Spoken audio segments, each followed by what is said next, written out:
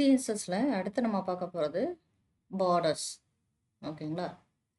Borders அப்படிங்கும்போது ஒரு border போட போகிறோம். வேற ஒன்றும் இல்லை. Borders are used to draw a line around the elements. ஒரு எலமெண்ட்டை சுற்றி நம்ம ஒரு லைன் போட போகிறோம். அதுதான் பார்டர். ஓகேங்களா? பார்டருக்கு சின்டெக்ஸ் எப்படி இருக்கணும் அப்படின்னா, பார்டர்னு போட்டுட்டு பார்டரோட திக்னஸ். ஓகேங்களா? திக்னஸ் எவ்வளோ இருக்குன்னு கொடுக்கணும், ஸ்டைல் எவ்வளோன்னு கொடுக்கணும், கலர் எவ்வளோன்னு கொடுக்கணும். இந்த பார்டரோட ஸ்டைல், ஏன்னா திக்னஸ் நம்ம கொடுத்துருவோம் 1 2 3 அந்த மாதிரி கொடுத்து பிக்சலில் போட்டுக்கலாம்.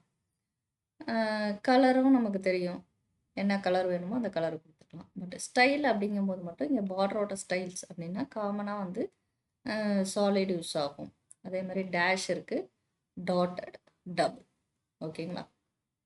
4 டைப் ஆஃப் ஸ்டைல் பார்டர்ஸில் இருக்குது. ஸோ இதை பற்றி தான் நம்ம இப்போ பார்க்க போகிறோம். சிம்பிள் ப்ரோக்ராம் பாருங்கள். ஒரு பேராகிராஃப் டேக் எடுத்திருக்கோம். அதில் கிளாஸ் யூஸ் பண்ணியிருக்கேன் பாக்ஸ் 1 அப்படின்னு சொல்லிட்டு. ஓகேவா? இப்போ இந்த பாக்ஸ் 1 இருக்குல்ல, பாக்ஸ் 1 இதில் தான் நான் வந்து என்ன பண்ணியிருக்கேன், பார்டர் எப்படி வரணுங்கிறத போட்டிருக்கேன். பார்டர் 3 பிக்சலில் இருக்கணும், சாலிட் கலர், சாலிட் ஸ்டைலில் இருக்கணும், ரெட் கலர் போட்டிருக்கேன். பேடிங் இது நம்ம வேணும்னா யூஸ் பண்ணிக்கலாம். ஓகேவா? Not necessary. பேடிங் போட்டால் நமக்கு பார்க்க கொஞ்சம் நல்லாயிருக்கும். பேடிங்கிறது வேற ஒன்றும் இல்லை, நம்ம டெக்ஸ்ட்டுக்கும் அந்த பார்டர் இருக்கு இல்லையா, அந்த பார்டருக்கும் இன்பிட்வீனில் இருக்கிற கேப். ஓகேங்களா? அது பார்க்க நல்லாயிருக்கும். ஓகே, அவுட்புட் பாருங்கள். ஓகேவா? பாருங்கள், இது டெக்ஸ்ட்டு. இந்த டெக்ஸ்ட்டுக்கும் அந்த பார்டருக்கும் இன்பிட்வீனில் கொஞ்சம் கேப் இருக்கு இல்லையா, அதுதான் நம்ம அந்த பேடிங்னு நம்ம கொடுத்துருக்குறது. ஓகேவா? நான் 10 கொடுத்துருக்கேன். வேணாலும் நீங்கள் கொடுக்கலாம், உங்கள் இஷ்டம் தான். ஓகேவா? இப்போ நான் 20 கொடுத்துருக்கேன். டிஃப்ரென்ஸ்க்காக கொடுத்துருக்கேன், வேறு ஒன்றும். இப்போ டிஃப்ரெண்ட் பார்த்தீங்கன்னா தெரியும் உங்களுக்கு. ஓகேவா? இப்போ அந்த பார்டர் லைனுக்கும் டெக்ஸ்ட்டுக்கும் நடுவில் இன்னும் கொஞ்சம் கேப் அதிகமாகிடுச்சா, அதுதான் அந்த பேடிங் அப்படின்னு சொல்லிட்டு. ஓகேவா? இப்போ இதே மாதிரி இந்த பார்டரில் இருக்கிற மற்ற ஸ்டைல்ஸ், இது வந்து சாலிடில் இருக்குது, அதனால இது நார்மல் பார்டர். டிஃபால்ட்டு பார்டர் வந்து என்னது சாலிடில் இருக்கும். இதே வந்து டேஷ். ஓகேவா? 4 ஸ்டைல் பார்த்தோமா, சாலிடு ஒன்று பார்த்தோம், டேஷ் ஒன்று பார்த்தோம், டாட்டட் இருக்குது, அப்புறம் டபுள். ஓகேவா?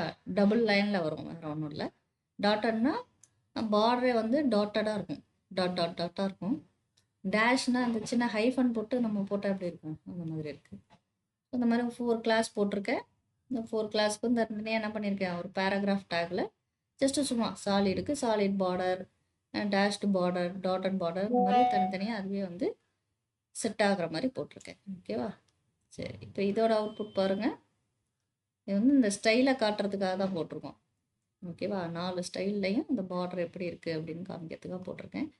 இது சாலிட் பார்டர், இது டேஷ் பார்டர், இது டாட்டட் பார்டர், அப்புறம் டபுள் லைன். ஓகேவா? இந்த மாதிரியும் நம்ம யூஸ் பண்ணிக்கலாம். நமக்கு என்ன தேவையோ நம்ம அந்த ஸ்டைலில் நம்ம யூஸ் பண்ணிக்க போகிறோம். இதே மாதிரி பார்டர் நம்ம என்ன பண்ணலாம், இமேஜுக்கு கொடுக்கலாம். ஸோ இமேஜுக்கு கொடுக்குறதா இருந்தால் இமேஜ் இந்த டேக் போட்டுட்டு அந்த எலமெண்ட்டுக்கு பார்டர் திக்னஸ்ஸு, அப்புறம் என்ன ஸ்டைல், என்ன கலர், பேடிங் தேவைப்பட்டால் போட்டுக்கோங்க. இங்கே ஒரு இமேஜ் டேக் போட்டிருக்கேன். இமேஜ் டேக்கில் வந்து ஆல்ரெடி என்கிட்ட ஒரு இமேஜ் இருக்குது, அதோட நேம் அண்டு எக்ஸ்டென்ஷனோட கொடுக்கணும். இது ரொம்ப முக்கியம். ஜேபிஜி இமேஜ், அப்புறம் வித்து 200. ஓகேவா? இப்போ இதோட அவுட்புட் எப்படி இருக்குது பாருங்கள். ஓகேவா?